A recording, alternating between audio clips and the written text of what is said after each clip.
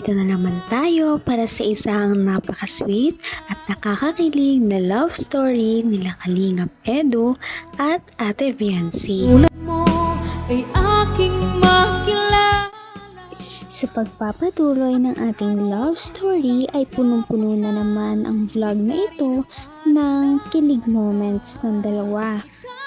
Kung maaalala natin na noong nakaraan nilang pagkikita ay nabunyag na wifey ang nickname ni Viancy sa chat nila ni Kalingap Edu. Ngayon naman na noong nagkita sila ay talagang makikita natin ang pagbabago ng kanilang relationship sa isa't isa. Parang mas lalo silang naging confident at nawala ang mga hiya nila kapag nakikipag-usap sila sa isa't isa. Ngayon'y abot. At sa pagpapatuloy nga ng kanilang love story ngayon ay nagkita na naman sila sa labas dahil niyaya ni Kalingap Edu si Viancy sa isang date. At ito nga ang mga nangyari noong araw na yon. Ang nais ko lang. Ay, ayun na po ata si Edu. Ay, si Kuya Edu po.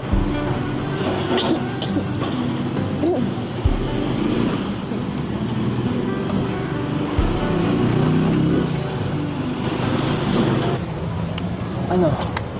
Kanina ka pa wifi? Ay, yan si pala. Ay, kailangan na may mga isa. Huwag mag-alala. Dito naman si ano, si Javi. Ay, si ano pala. Ben. Si Edu. Kanina pa Edu. Ano? Ready ka na? Tara ba? Tao dyan, alam nga naman ako lang dito sa harap. Edu pala ha, nadulas na naman si Viancy na hindi na pala Kuya Edu ang tawag niya kay Kalingap, kundi Edu na lang. Parang nag-level up nga ang kanilang relationship nitong mga nakaraang araw. Kahit hindi sila nag-vlog ay parang may connection pa rin talaga sila sa isa't isa. Makita na wifey na nga ang tawag ni Kalingap Edu kay Viancy at nabunyag din maya-maya na Harvey nga ang tawag ni Viancy kay Kalingap Edu sa kanilang chats. Tanggap mo na. Nagkita nga sila noong araw na yon para sana bumili ng mga damit ni Viancy para sa kanilang vacation sa Palawan dahil piniyagan nga siya ng kanyang mama. Ngunit mamaya ay pupunta pa rin si Kalingap Edu para naman personal niyang hingin ang safety ni Viancy at ipaalam kung pwede ba itong sumama sa kanya. Ay, naku. Gusto mo pa yata. Nagkahawa kamay ko eh. Hindi po. Focus lang po kayo dyan sa kulay. Sige, nakapokus na ako. Ito. Ha? Tinitingnan ko lang po yung pag-drive mo kasi masyado po kayo mabilis. Tinitingnan mo pag-drive mo o tinitingnan mo lang talaga ako? Yung pag-drive mo po. Baka sala ang parking ko. Okay na daw po. Ha?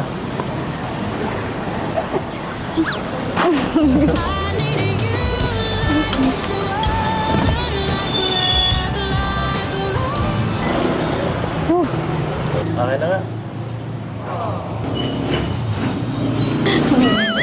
Bakit nandito natin to? Oo. Hindi na. Grabe naman.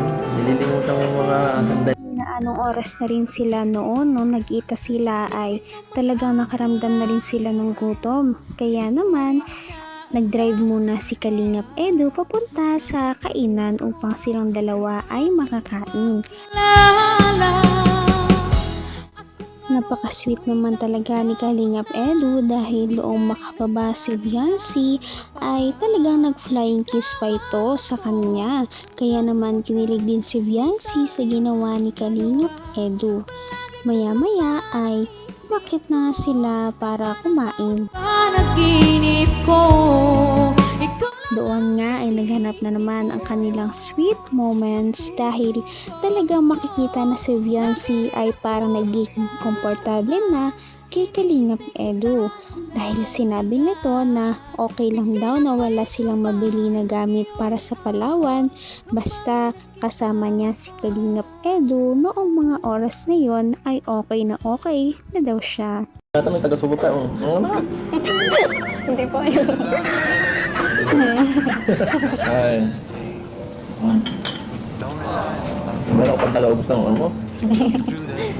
Busog mo na po kaya? Busog na po. Kahit pa. Kaya po. Para hindi po sayang. Pero teka, ang bibili natin. Kahit ano, wag na po. Kahit ano? Kahit wag na po.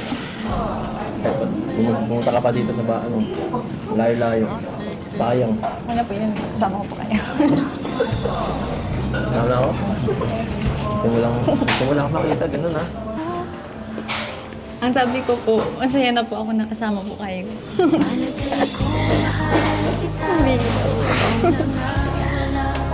Kaya, ito ba yun? Baka,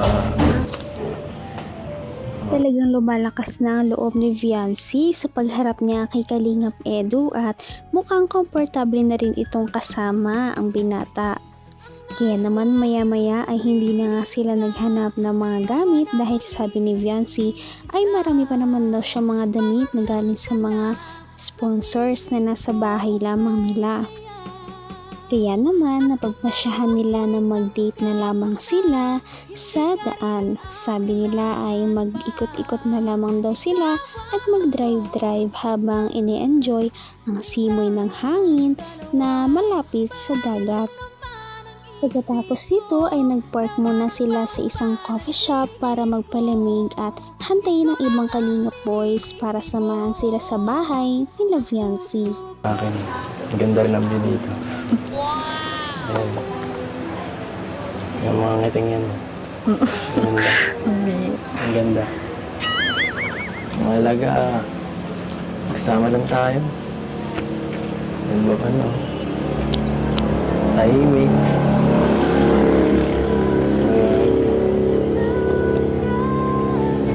Wala na. Sasayang na oras dito.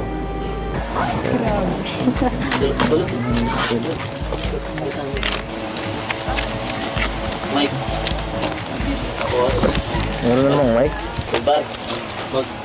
Parang bigat baga. Salamat po. Ay, grabe. Dami na naman po ano. Parang may ganun. Ano yan? Bag? Ay, meron ko nito, di ba? Ang damit. Damit din po. Sapatos. Sensei. Noong makarating na nga sila sa bahay ni Viancy ay sandamakbak na sponsors na naman ang nagpadala ng mga regalo na hindi na nga magkasya sa bahay ni Viancy sa dami nito. Parang hindi nila alam kung saan na nga to ilalagay dahil nauna pa talaga ang mga gamit bago ang bahay ni Viancy. Ngunit ganun pa man ay masaya na daw sila dahil bahay na lamang daw ang kulang sa kanila at okay na ang kanilang buhay. Kaya naman lubos na lubos ang pagpapasalamat ni Viancy at ni Kalingap Edu sa mga supporters at mga suportang natatanggap nila. Matapos nila mag-unbox ng mga bigay ng sponsors ay pinaalam na nga ni Kalingap Edu si Viancy sa kanyang mama. Maano sana may mag-aano po sana si mapunta sa isang malayong lugar. Saan malayo yun?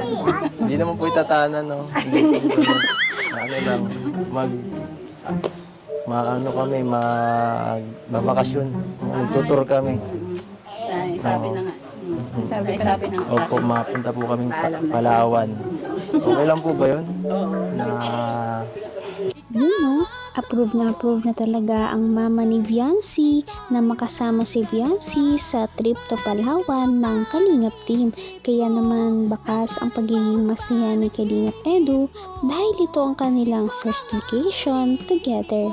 Maya-maya ay inabot na ni Kalingap Rab at ni Kalingap Edu ang allowance na galing sa mga sponsors na pinapabigay kay Viancy. Maliban dito ay may nagdagdag na naman ng 150,000 para daw sa pampasecond floor ng bahay ni Viancy, kaya naman naiyak na rin ang mama ni Viancy dahil Thank dito. you po. Para saan daw? Sana doon sa bahay niya. Babahay, pandagdag na naman. Kung nga daw yun, may second floor kaya. May second floor. O sige, gawin natin yung best natin para mapa-second floor po yung bahay ni Viancy. Total. Ayun ay sobrang laking tulong po ng Kalingap. Kaya sobrang po nagpapasalamat ako. Hindi po namin maisuklian kung paano po namin maisusuklian ang ginagawa ng lahat sa mga sponsor po. Hindi na nga naiwasan ng mama ni Viancy na mapaiyak sa pag-aalala ng kanilang buhay dati noong wala pa ang Kalingap team kumpara sa buhay nila ngayon na maraming blessings ang dumarating. Kaya naman, sana ipatuloy natin silang suportahan at mahalin si Viancy, si Kalingap Edu at ang Kalingap team. Yun lamang at maraming salamat sa panonood. Abangan natin kung magkakatuluyan ba talaga si Kalingap Edu at Viancy. Hanggang sa muli. Bye! Ngayon'y abot